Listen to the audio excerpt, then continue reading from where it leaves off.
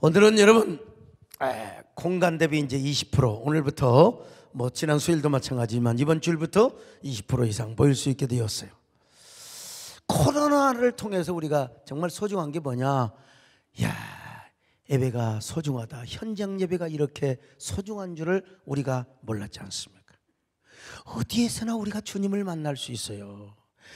어디든지 주님은 계시긴 계십니다. 그러나 현장 예배에 와서 만난 주님, 그 현장 예배에서 받은 그 은혜는 이 다른 곳에서 만난 주님 동일하기는 하지만 우리가 느끼는 게 달라요.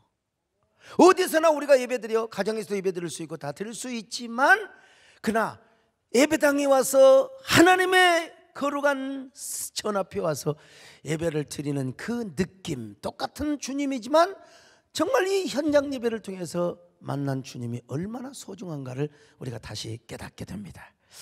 여러분, 그런 사람은 영에 속한 사람이에요. 영에 속한 사람. 영에 속한 사람은 주님 앞에 나와서 예배드리는 게 얼마나 소중한가. 근데 반면에 반대의 사람이 있는데, 아이고 핑계 줬고 떡 싸먹는 사람, 교회 안 나가니까 정말 좋다. 정말 교회 안 나가니까 정말 좋네. 온라인 예배가 이렇게 편한지를 모르겠어. 그냥 앞으로도 계속해서 가상교회가 이루어지면 얼마나 좋을까. 이런 사람은 뭐요? 육에 속한 사람. 육에 속한 사람. 여러분, 주님 오시는 그날까지 여러분은 영에 속한 사람이 되시기를 축원합니다. 언제나 예배를 사모하시기를 바랍니다. 주님 은혜를 사모하시기를 축원합니다. 나의 기쁨, 나의 소망 되신 주, 나의 생명이 되신 주, 밤낮 불러서 찬송을 드려도 늘 하신 말, 아멘. 나의 진정 사모하는 예수님, 음성조차도 반갑고 나의 생명과 나의 참 소망 오직 주 예수뿐. 일단 여러분, 우리가 예수 믿는 사람은 예수 믿는 재미와 기쁨과 감격이 있어야 됩니다. 왜냐하면 우리 예수님이 우리에게 최고의 절대 가치가 되시고 보배가 되기 때문에 그렇습니다. 그러나 예수를 믿으면서 전혀 감격이 없고 기쁨이 없고 재미가 없는 사람, 참 이 세상에서 가장 불쌍한 사람이죠. 그렇잖아요? 보석이 있는데 보석인 줄을 몰라. 진주 덩어리가 있고 보화 덩어리가 있는데 이게 뭘 모르고 그냥 버려버렸어요. 그 옛날 제가 그랬다고 했잖아요. 냉장고에다가 세상에 그 귀한 사양홍담 냉장고에다가 비닐봉지에 잘 써놨는데 우리 권사님들이 와가지고 냄새가 쾌쾌하고 썩은 냄새 나니까 그걸 갖다가 쓰레기통에 버려.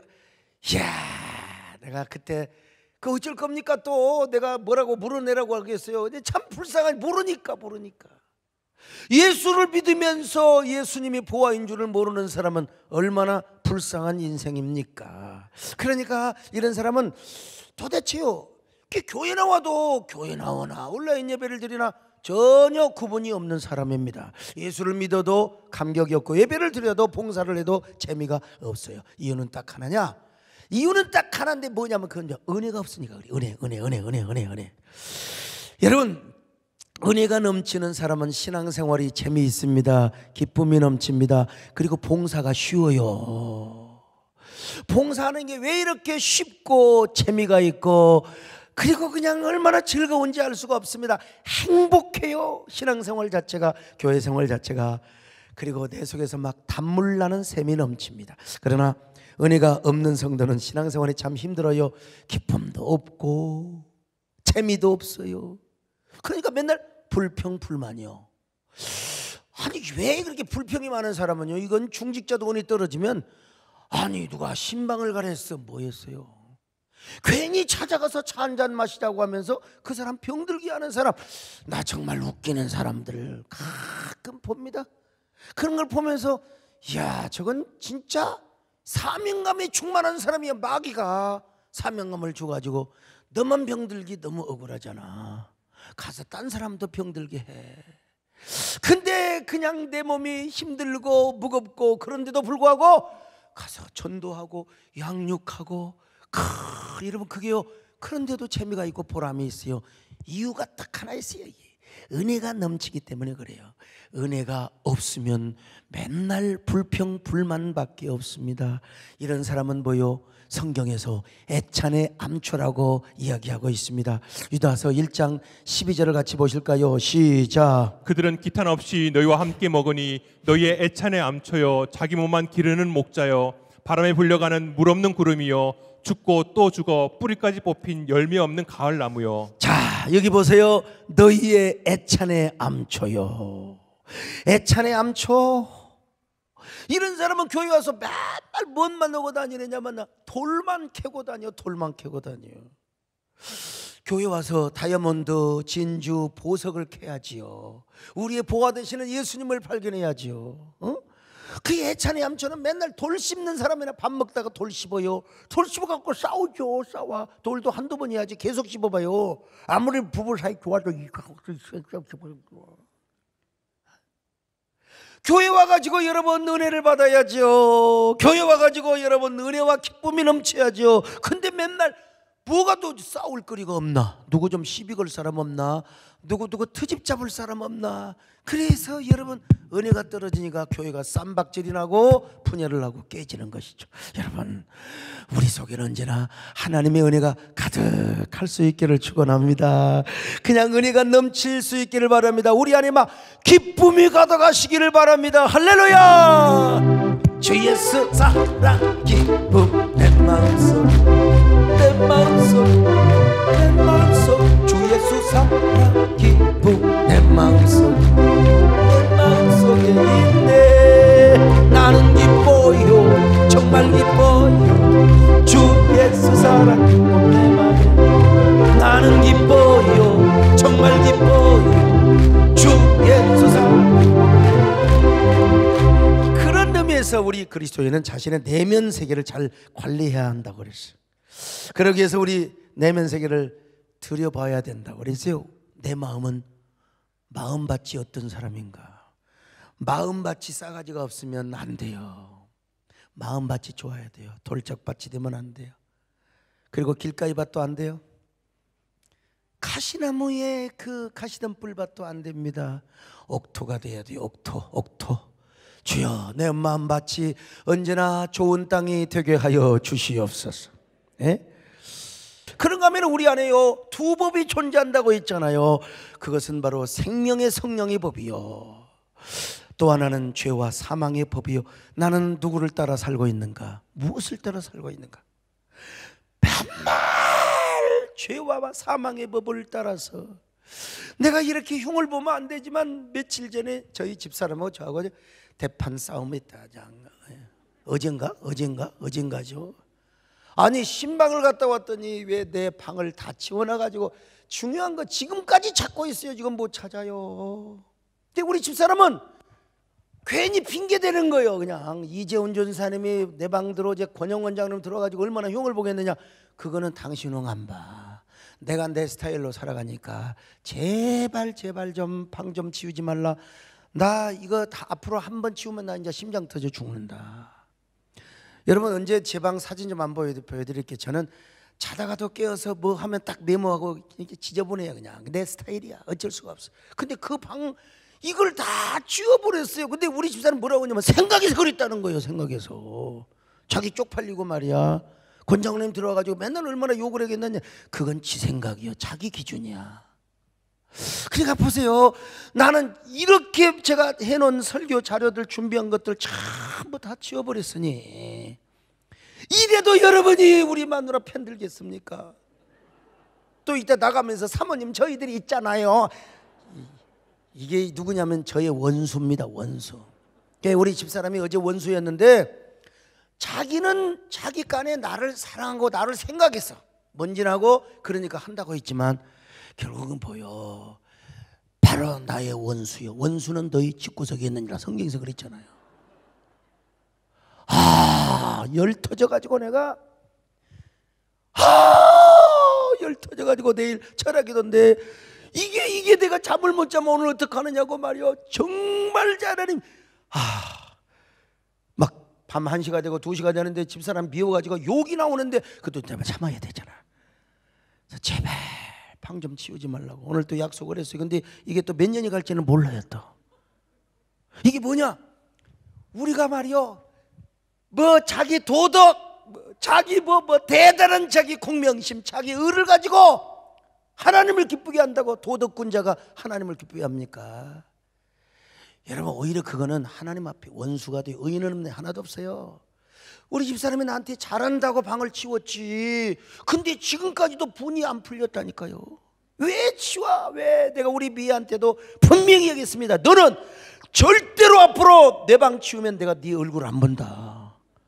우리 비서들도요, 아유 우리 집사람은 뭐 내가 무섭지를 않아요. 비서들 야 내 방 치우지 말라고 했더니 그래도 사모님이 내가 총대 맨다고 치우라고 한들 어떡하냐고. 야 이놈들아, 그러면 너 사모님 비서해라 이놈들아.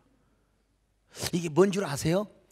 우리가 신앙생활하면서 생명의 성령의 법을 따라서 하나님이 기뻐하는 걸 해야지요. 내가 잘하려고 내 의와 공명심, 내 도덕성을 갖고 내 기준에 맞춰서 하나님을 기쁘게 하시는 이런 거 없어요. 여러분, 언제나 죄와 사망의 법을 따르지 마시고 생명의 성령의 법을 따르시기를 축원합니다. 그 다음에 이제 오늘 세 번째로 우리 마음을 관리하고 들여다봐야 될 것이 있는데, 우리 마음이 황폐한 사막인가 아니면 물된 동산인가. 보이지는 않지만 우리 내면이 저 메말른 불암폭이, 그리고 나무와 한 그루 살 수 없는 광야 같은 마음일 수 있어요. 그러나 뭡니까? 그냥 개울이 졸졸졸졸 흐르고 물된 동산 그처럼 생수의 강이 흐르는 마음이 있더라 이 말입니다. 그래서 다윗도 이렇게 고백했어요. 자, 시편 32편 4절입니다. 시작. 주의 손이 주야로 나를 누르시오니 내 진액이 빠져서 여름 가뭄에 마름같이 되었나이다. 여러분, 여름 가뭄에 마름같이 되었어요. 그러니까 다윗이 어떻게 살아요? 어떻게 살아? 못 살지요. 예?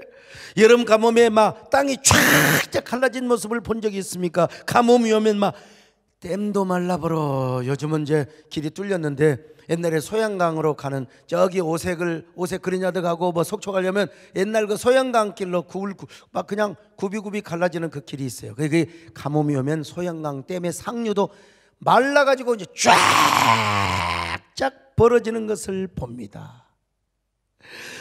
다윗의 마음이 그러고 있다는 겁니다. 옛날 시골에서 막 비가 안 오면 논도 쫙쫙 갈라져 버린다니까요. 오늘 우리도 마찬가지입니다. 은혜가 없고 말씀이 기갈 중에 있을 때는요, 우리 마음이 여름 가뭄에 말라진 땅처럼 쫙쫙 갈라져. 그래서 다윗이가 도저히 살 수가 없어서 하나님의 은혜를 갈망합니다. 시편 63편 1절이에요. 시작. 하나님이여, 주는 나의 하나님이시라. 내가 간절히 주를 찾되 물이 없어 마르고 황폐한 땅에서 내 영혼이 주를 갈망하며 내 육체가 주를 앙모하나이다. 어떻게 갈망합니까? 목마른 사슴이 시냇물을 찾기에 갈급한 것처럼. 시편 42편 1절로 2절입니다. 시작. 하나님이여, 사슴이 시냇물을 찾기에 갈급함 같이 내 영혼이 주를 찾기에 갈급하나이다.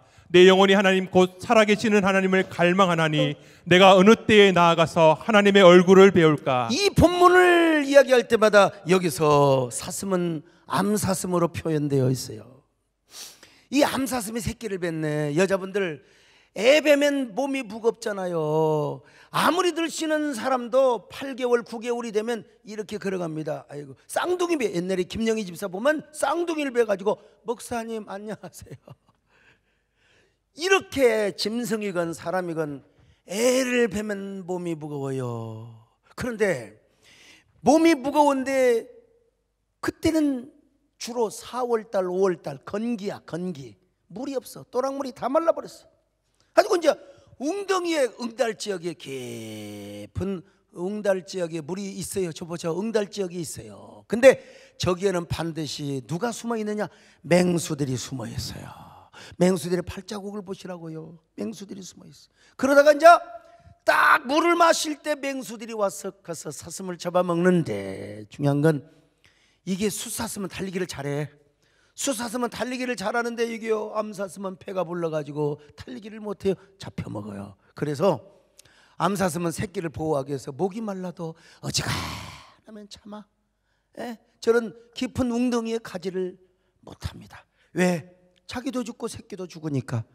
그래서 목마른 암 샀음이 얼마나 물을 사모한 것처럼 다윗이가 그렇게 하나님을 암사승의 심정으로 하나님을 사모하고 있다는 것입니다. 막연하게 사모하는 게 아니요, 성전에 가서 하나님을 만나는 사모함으로 사모하고 있어요. 자, 시편 42편 2절입니다. 시작. 내 영혼이 하나님 곧 살아계시는 하나님을 갈망하나니 내가 어느 때에 나아가서 하나님의 얼굴을 배울까? 내가 어느 때에 나아가서 하나님을 배울까? 이 말이 뭔 말이에요? 성전에 가서 언제 언약궤를 뵙고 언제 성전에 가서 현장 예배를 드리느냐는 것입니다. 참, 그러니까 다윗이가 이렇게 사모했어요. 다시 한번 봅니다. 시편 63편 1절입니다. 시작. 하나님이여 주는 나의 하나님이시라. 내가 간절히 주를 찾되 물이 없어 마르고 황폐한 땅에서 내 영혼이 주를 갈망하며 내 육체가 주를 앙모하나이다. 지금 광야에서 쫓겨다니는데 자기가 이렇게 지금 그 광야의 마음처럼 하나님을 갈망하고 있어요. 아니, 광야에는 하나님이 안 계세요? 우리 하나님 어디나 다 계세요. 거기서도 하나님 만날 수 있다니까요. 그런데 현장에 가서, 어디 가서? 성전에 가서 하나님의 얼굴을 언제나 배우며 언제나 하나님 앞에 우리말로 말하면 현장 예배를 드리겠느냐, 이 말이요. 어떤 마음이 되어서? 바로 암사슴의 마음이 되어가지고 말입니다. 오늘 여러분도 이 코로나 상황이지만 그러나 암사슴의 목마르는 심정을 가지시기를 바랍니다. 하나님을 갈망하는 마음을 가지세요. 현장 예배를 갈망하는 그런 귀한 마음을 가질 수 있기를 바랍니다. 아멘. 목마른 사슴 시냇물을 찾아 헤매이듯이 내 영혼 주를 찾기에 갈급하나이다. 주님만이 나의 힘, 나의 방패, 나의 참소만, 나의 몸 정성 다 바쳐서 주님 경배하. 여러분, 그래서 우리가 진짜 하나님의 사람이라면 은혜 없이는 못 살아야 됩니다. 정말 영적인 사람이라면. 주전자가 있으면 좋겠는데, 주전자가 있다고 합시다. 이 주전자에 무엇이 들어있느냐에 따라서, 주전자에다가 술을 부어놓으면 술이 나와요? 무슨 물이 나오겠어요? 주전자에다가 물을 따로 넣으면 물이 나오고, 기름을 따로 넣으면, 기름을 채워놓으면 기름이 나오게 되어 있는 것입니다. 오늘 우리 심령도 마찬가지. 우리 속에 은혜가 가득하면 언제나 감사가 나오고 언제나 기쁨이 넘치고 감격이 넘치게 되어 있는 것입니다. 그러나 불평불만이 충만하면 은혜가 없어, 재미가 없어. 그러니까 맨날 우리 속에 어두움이 충만하면 불평불만밖에 나올 수밖에 없는 거예요. 하나님의 사람들은 하나님의 은혜로 사는 사람들입니다. 하나님의 은혜가 아니면 도무지 살아갈 수 없는 사람들이 곧 하나님의 사람들. 세상 사람은 떡으로 살아갈 수 있어요. 쾌락이나 명예와 돈으로 살아갈 수 있습니다. 그러나 하나님의 사람들은 그렇게 살아갈 수가 없어요. 떡이 아무리 있고 아무리 돈이 많고 좋은 집에서, 오늘 또 전원주택 좋은 집에 10만 갔다 왔는데, 아무리 좋은 집에 살고 정원이 있고 그래도 은혜가 없이는 아무 소용없는 것입니다. 쾌락이 있어도 소용없어요. 우리 속에 은혜가 가득해야 됩니다. 하나님의 생수의 강이 흘러야 됩니다. 할렐루야. 은혜 없이는 못 살아, 나 혼자서는 못 살아, 주님 떠나면 못 살아, 주님 없인 못 살아. 다시 한번 합시다. 은혜 없이는 못 살아, 나 혼자서는 못 살아, 주님 떠나면 못 살아, 주님 없인 못 살아. 그런 의미에서 우리는 항상 물된 동산의 심령이 돼야 돼. 우리 마음이 물된 동산. 이사야 58장 11절을 봅니다. 시작. 여호와가 너를 항상 인도하여 메마른 곳에서도 내 영혼을 만족하게 하며 내 뼈를 건거하게 하리니 너는 물된 동산 같겠고 물이 끊어지지 아니하는 샘 같을 것이라. 여러분, 이 물된 동산을 한번 딱 상상해 보세요.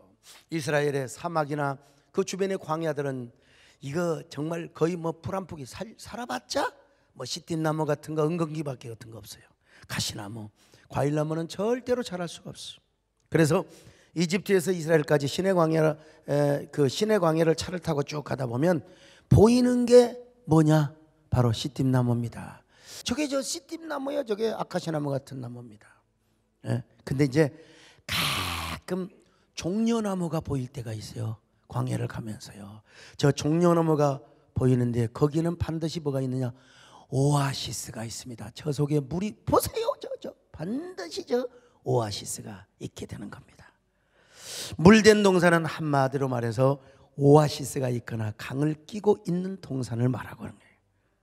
그래서 성경에 보면 여러분, 복이 있는 사람은 물가에 심기운 나무와 같은 사람입니다. 시편 1편 3절이에요. 시작. 그는 시냇가에 심은 나무가 철을 따라 열매를 맺으며 그 잎사귀가 마르지 아니함 같으니 그가 하는 모든 일이 다 형통하리로다. 예레미야 17장 8절입니다. 시작. 그는 물가에 심어진 나무가 그 뿌리를 강변에 뻗치고 더위가 올지라도 두려워하지 아니하며 그 잎이 청청하며 가무는 해에도 걱정이 없고 결실이 그치지 아니함 같으리라. 그러니까 우리의 심령이 뭐예요? 그냥 우리가 존재론적으로 가서 물가에 심기운 나무도 중요하지만 우리의 마음 안에 물된 동산과 같은 심령이 되어야 된다는 거요. 여러분, 언제나 여러분의 마음속에 아무리 이 세상이 사막 같고 광야 같은 세상을 할지라도 여러분 마음속에는 언제나 물된 동산이 되시기를 바랍니다. 사막의 오아시스가 되시기를 바랍니다.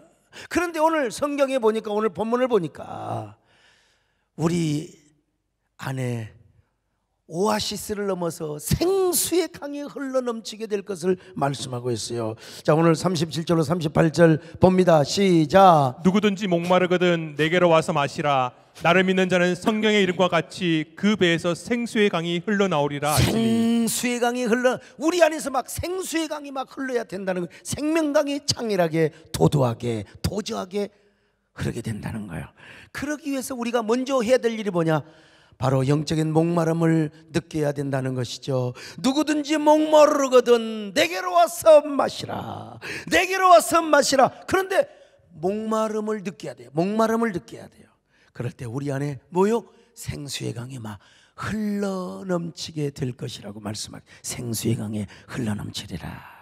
여기 생수의 강이 흘러넘친다는 말은 우리 안에 성령으로 충만하다, 뭐 이런 의미로도 받아들일 수 있고, 우리 안에 은혜와 예수 그리스도의 생명의 풍성한 상태를 바로 비유적으로 표현한 그런 말씀이라고도 할 수 있어요. 그런데 우리 안에 성령이 충만하고 풍성한 은혜가 흘러넘치기 위해서 우리가 뭐 해야 된다고 그랬어요? 영적인 목마름을 느껴야 돼. 영적인 목마름, 영적인 갈망을 느껴야 돼. 그렇게 해서 주님 앞에 생수 같은 은혜를 받아야 됩니다. 우리 안에 은혜 충만함, 우리 안에 성령 충만함을 받아야 돼요. 그런데 우리에게 뭐가 있어야 돼? 영적인 갈망이 있어야 된다고. 이제 갈망. 시험 들면 갈망이 없어요. 에라이까지가 될 대로 되지 뭐. 죽으면 죽는 거지 뭐. 망하면 망하는 거지 뭐. 근데 여러분, 은혜를 받은 사람, 우리 안에 막 영적인 갈망을 느낀 사람, 내가 은혜를 받아야지. 내가 은혜 안 받고는 내가 어떻게 사느냐. 영적인 갈망을 느끼게 된다 이 말이요. 영적인 갈망을 느끼기 위해서는 먼저 우리 내면의 상태가 어떤 상태인가를 알아야 됩니다. 내 마음이 사막 같은가?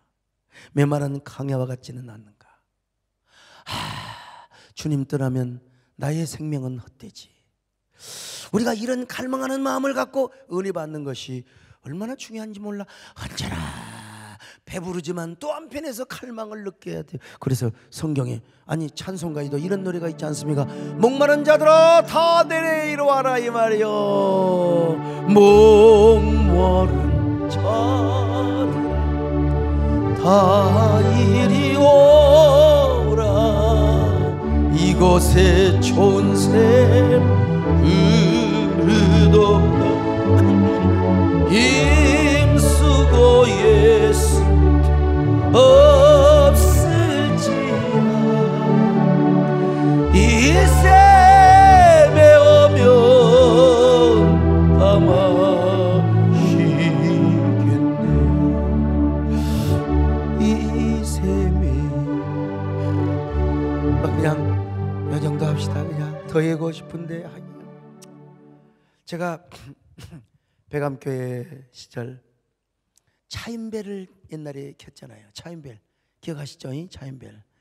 그때 이제 이 노래가 또 나오는 거예요. 가령 뭐 성령이여 강림하사, 그 다음에 돌아와 이런 건 치고, 그 다음에 또 이제 하면은요 목마른 자들아 다 이리 오라, 이게 이제 차인벨로 쫙 쳐져요.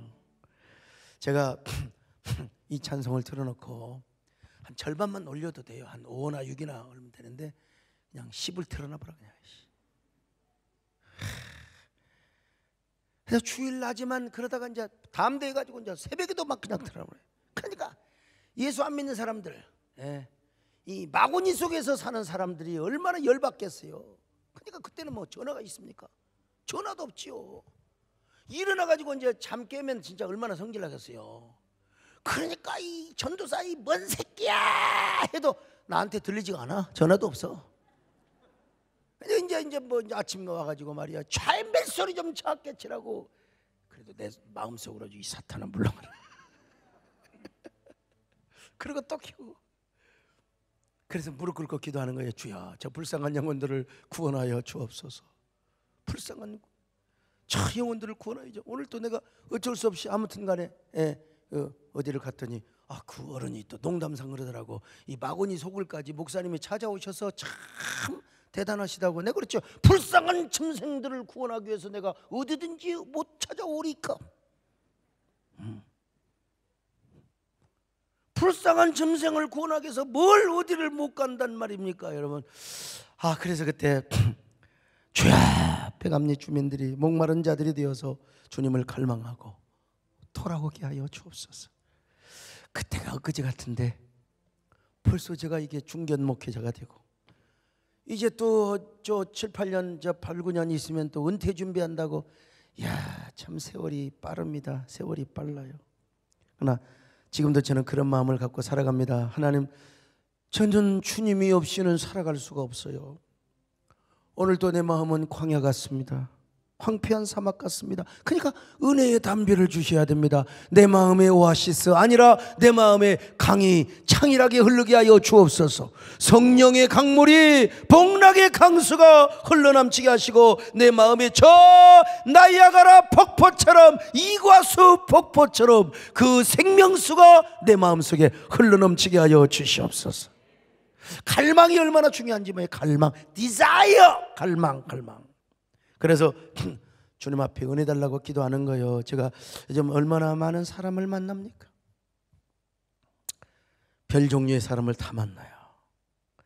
그렇지 않아도 바쁘던 사람이 총회를 섬기고 한교총을 섬기다 보면 이런 일 저런 일, 그러다 보면 여러분 사람을 대하고 물질을 대하고 내 마음이 사막화되고 내 마음이 산성화될 수가 있어요. 내 마음이 광야처럼. 이거 시인을 해야 됩니다 여러분. 이거 거짓말하면 안 되는 거예요. 나도 맨날 강단에서 기도하고 맨날 이제 그 고난주간에는요 저 이제 강단에서 한 주간 잘라고 그래요. 이제 우리 기도 한 곡을 하는데 이 Pray Again을 제가 하자고 해서 이게 이제 저 의정부의 광명교회 목사님, 전함수 목사님 우리 교단에서 막 가장 기도를 가장 많이 하시고 이분은 오로지 기도야 기도. 근데 이분이 위원장이 되어서 이제 옛날에 기도 한 곡 우리 한 것처럼 그래 다시 그걸 부활시킵니다. 그래서 이제 제안하시길래 내가 먼저 실천하겠다고. 그래서 이건 고난 주간에는 함께 뭐 새벽 기도도 하고 밤 기도도 하고 그러면서 이제 저녁에 잘라고 이제 해요. 이제 아무튼 나도 한번 내가 실천을 해야지. 그런데 이 기도가 이렇게 중요하고 하는데 맨날 강단에서 기도만 하고 서재에서 설교 준비하면 내가 천국이지 천국. 목회자가 그냥 신방 다니고 교인들 상담하고 그냥 또 맨날 교회에서 기도만 하고 그러면 얼마나 좋겠어요. 그런데도 저는 사람들을 만나야 돼요. 오는 전화, 어제가는 아는 사람은 문자 와도 제가 다 답변하고 그렇게 살아야 돼요. 얼마나 힘들겠어요. 그러면서도 제가 설교 준비를 해야 돼. 제가 여러분 이런다고 제가 여러분 제가 바빠서 그렇습니다. 여러분 적당히 기도하고 돌아가시기 바랍니다. 그럼 누가 한두 주지. 예? 누가 저를 이해를 하겠습니까? 거기에다가 또 여러분 때로는 물질 걱정도 해야 돼요. 교회를 운영해야 될 뿐만 아니라 지금 내가 너무 바빠서 교역자들 사례비를 지금 전혀 챙기지를 못하고 있어요. 안 준단 말이 아니라 올해 좀 조정을 해야 되는데 뭐 나중에 다 조정해서 소급해서 주면 되지만 어제는 보려고 했는데 그것도 우리 마누라가 다 치워버렸어. 또 보려고 그랬더니 정말 아니 또 한국교회 내가 연합운동을 제대로 정말 성취를 할지는 두고 봐야 되겠지만 나도 장담 못해. 하나님 해주셔야지. 그러면 또 여러분 돈 들어가잖아요. 재정이 들어가잖아요. 저도 사람인지라 세상을 대하고 사람을 대하고 재정적 염려를 하면 마음이 건건할 때가 있어요. 근데 여러분 이렇게 살다 보니까 제가 다윗처럼 기도를 안 할래야 안 할 수가 없는 거예요. 주여 오늘도 은혜의 담비를 주시옵소서. 아무리 사막 같은 세상이라 할지라도 내 마음은 오아시스가 되게 하여 주옵시고 언제나 물된 동산이 되게 하여 주옵소서. 언제나 은혜의 폭포가 내 안에 떨어지게 하여 주옵시고 쏟아지게 하여 주시옵소서. 생수의 강이 흘러넘치게 하여 주시옵소서. 주님의 은혜의 잔 마시세. 이스라엘의 거룩한 제사같이 넘치고 있네 성령의 폭포수. 기쁨으로 노래 부르며 영원히. 그런데 이렇게 해서 이제 우리 안에 생수의 강이 흘러넘치면요 얼마나 기쁨과 감격과 행복이 넘치는지 몰라요. 여러분 누구나 아무리 기도 많이 해도 사람을 대하고 세상을 대하고 물질을 대하고 세상 염려를 하게 되면 아무리 신령한 근심이라 하더라도 염려를 하게 되면 어때요? 우리 마음이 메마를 수 있어요. 우리 종문사님은 뭐 전혀 당뇨도 없이 그냥 얼굴 깨끗한 것처럼 그렇게 해야지요. 저분도 예배당을 몇 개를 지으며 우리 교회 염려하고 스트레스 받다가 나도 저분 편안하게 할 수 있지만 그렇게 기도를 해보는 걸로 듣고요. 뭐 엘리야의 능력을 뭐 너무 뻥을 쳤어요. 70배 700배. 그러면 맨날 교회에 불 떨어지면 불나버리면 어쩌려고 그래요. 모세의 능력을 700배 달라고 내가 돌아버립니다. 그렇게 큰 일을 하게 해달라고 기도해서 이만큼이라도 쓰임받잖아요. 그럼 내가 우리 교회 우물 안에 개구리가 되어서 연못안에서만 있으면 좋을 텐데 이것저것 다니다 보니까 내 몸과 마음에 어둠이 씌일 수가 있어요. 세상 근심 세상 염려에 내가 물들 수. 그러니까 저분이 뒷기도를 해야 돼. 내가 슬프면 이건 영적으로 다 그러는 거예요. 내가 힘들면 함께 짊어지고 그러다 보니까 저분도 당뇨. 그래서 빨리 인슐린 차려고 해도 아직도 안 차고 있는 거예요. 아무튼 찰라면 차고 말라면 마시고 아무튼 간에 여러분 우리가 주님의 거룩한 그래서 이제 시편을 보면요 이런 기가 막힌 표현이 있습니다. 시편 36편 8절 같이 보실까요? 시작. 그들이 주의 집에 있는 살진 것으로 풍족할 것이라 주께서 주의 복락의 강물을 마시게 하시리이다. 복락의 강물이라. 그냥 강이 아니요. 그냥 강이 아니라 우리 안에 생수의 강인데 뭐요? 기쁨과 즐거움과 행복의 생수가 흐르는 강물이요. 우리 안에 그냥 강물이 흘러가는 게 아니라 막 기쁨과 즐거움과 행복한 단물이 흘러가는 강물이요. 무슨 말입니까? 우리 안에 은혜가 충만하면 우리는 저절로 기쁨이 충만하고 은혜가 충만하고 우리 안에 감사가 충만하고 행복이 충만하고 단물나는 인생을 사는 거예요. 이게 바로 복락의 강물이라고 하는 거예요. 우리가 여름에 땀을 많이 흘린 후에 갈증으로 목이 타 있을 때, 세속에 속한 사람, 저도 이게 여러 결석 때문에 맥주를 한두 잔씩 먹어봤더니 여름에는 그게 갈증이 되더라고. 근데 이게 견디지를 못해요. 못 모르고 진짜 이게 종이컵으로 한 잔을 제가 먹어봤더니 팽돌아버리더만. 내 몸이 이런 사람이요. 우리 김재일 장로님 같은 분은 그건 뭐 음료수지요, 주스지요, 주스. 근데 그렇게 목이 마르고 그렇게 땀이 날 때 맥주보다 어떤 생각이 나야 됩니까? 참 옛날 시골의 우물이 있잖아요. 에? 옛날 그 시골의 우물, 깨끗한 우물물이 생각이 나야죠. 저 설악산 계곡이나 지리산 계곡의 저 깊고 깊은 곳에서 솟아나는 안반에 옹달샘이 있어요. 이걸 토종바가지로 다 떠먹어. 얼마나 죽여주지요. 예? 그런 시원한 강물이 우리 안에 막 그냥 흘러넘치고 막 샘솟는다고 생각해 보세요. 얼마나 죽여주지요. 그게 우리 신앙생활. 여름에 땀을 그냥 흘리고 왔는데 옛날 시골에 우통 딱 벗고, 엄마 나 좀 허름박 좀 해줘. 우리는 허름박이라고 그랬어요. 여기 지금 서울에 오면 등목이라고 하지만 허름박을 아십니까? 엎어져 가지고 딱 있으면 착두샘에서 퍼온 그 기가 막힌 생수 물을 한 바가지 탁 떠가지고 등짝에다 뿌려주면 막 우리 은혜 받는 즐거움이 그런 것입니다, 여러분요. 은혜 받는 즐거움 얼마나 싫어. 그런 의미에서 저는요 참 바다보다, 물론 바다도 좋지요. 어쩌다가 3월 10며칠인가 제주도를 가니까 벌써부터 지금 총회장이 된 이후로 단 한 번도 해외를 나가본 적이 없어요. 제주도도 해외입니다, 여러분. 제주도를 가려니까 야, 내가 또 제주도를 한번 가는구나. 근데요, 바다도 좋지만 바다도 좋지요. 근데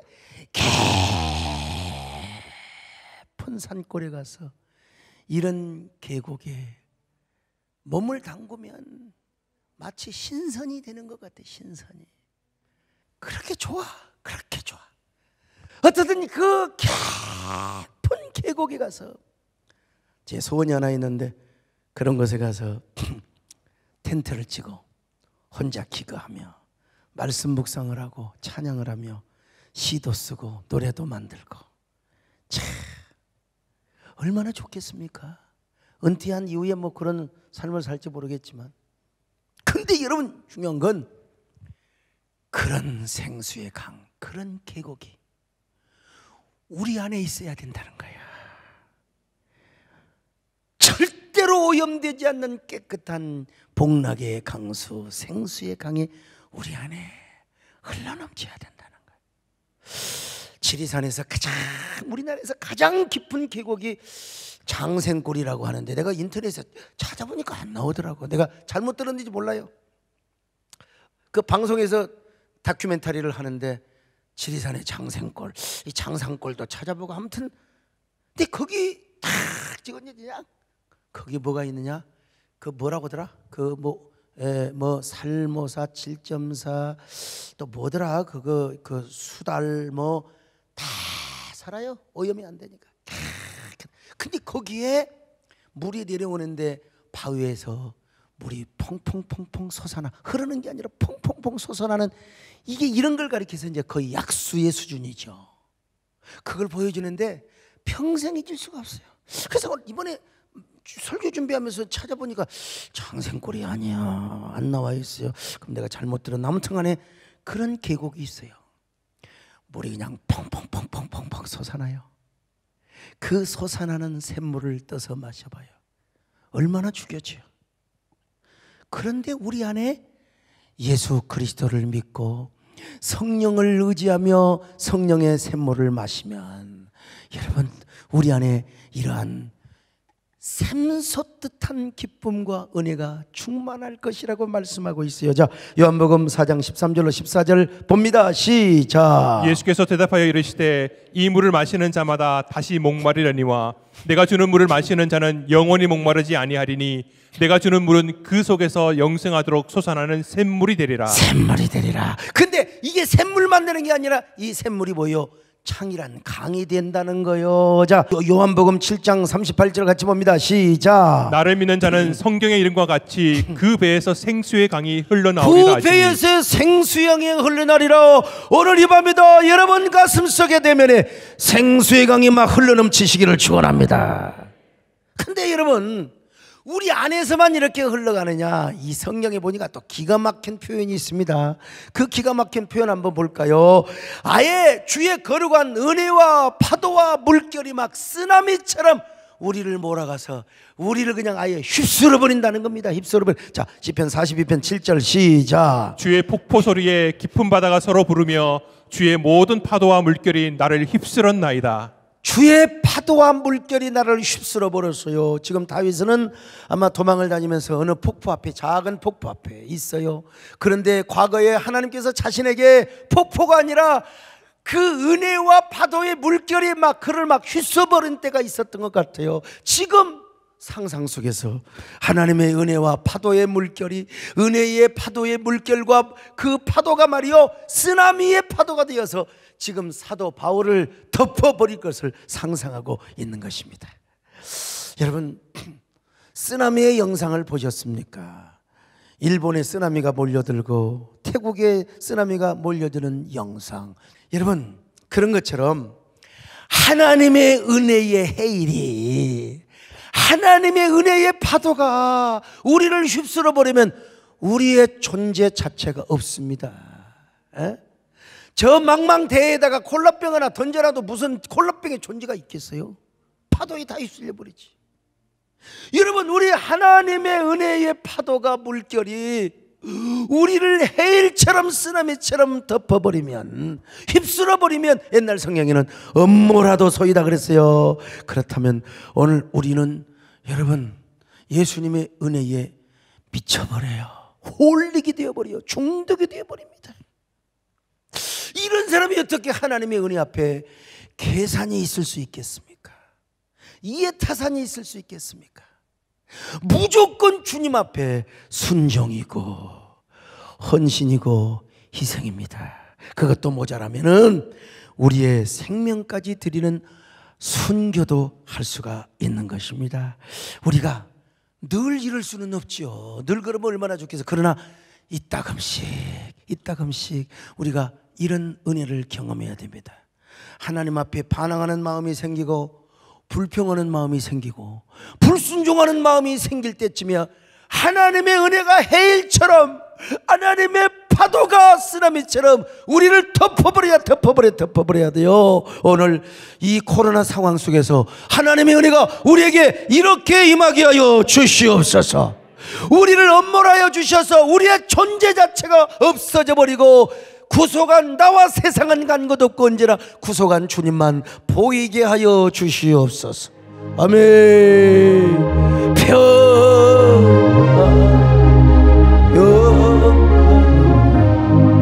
하늘 위에서 내려오네 그 사랑의 물결이 영원토록 내 영혼을 덮으소서. 근데 정반대로 우리 마음이 황폐하고 내면이 너무나 사막화되어 있어요. 풀 한 폭이 살 수 없고 나무 한 그루 살 수 없는 저 황량한 광야.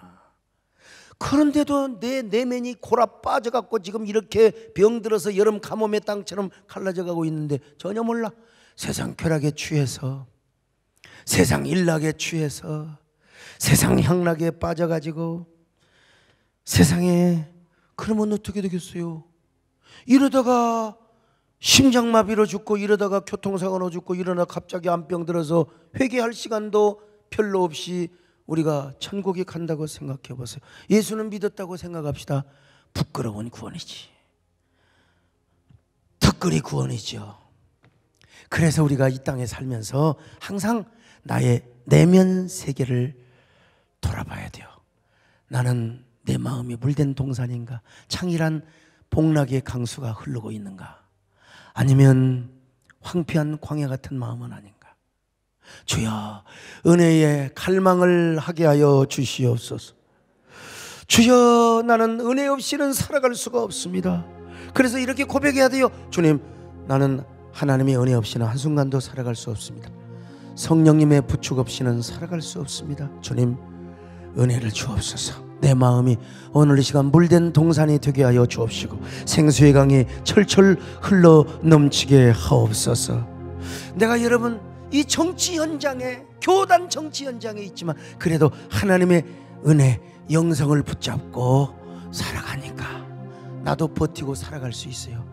코로나 극복방에 살아갈 수 있어요. 여러분 모두 다 이런 사람 되시길 바랍니다. 오늘 이 밤에 주여 은혜의 쓰나미가 몰려들게 하여 주옵소서. 나를 덮어버리게 하여 주시옵소서. 하나님 손길 떠나 버림받은 이 죄인이 하나님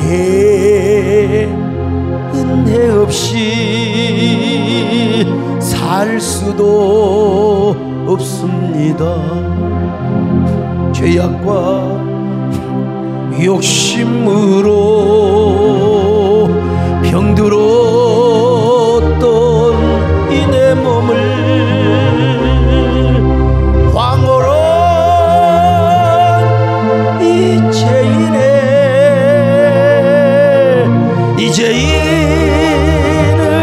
거치셨네. 십자가 부여한 주의 사랑 채운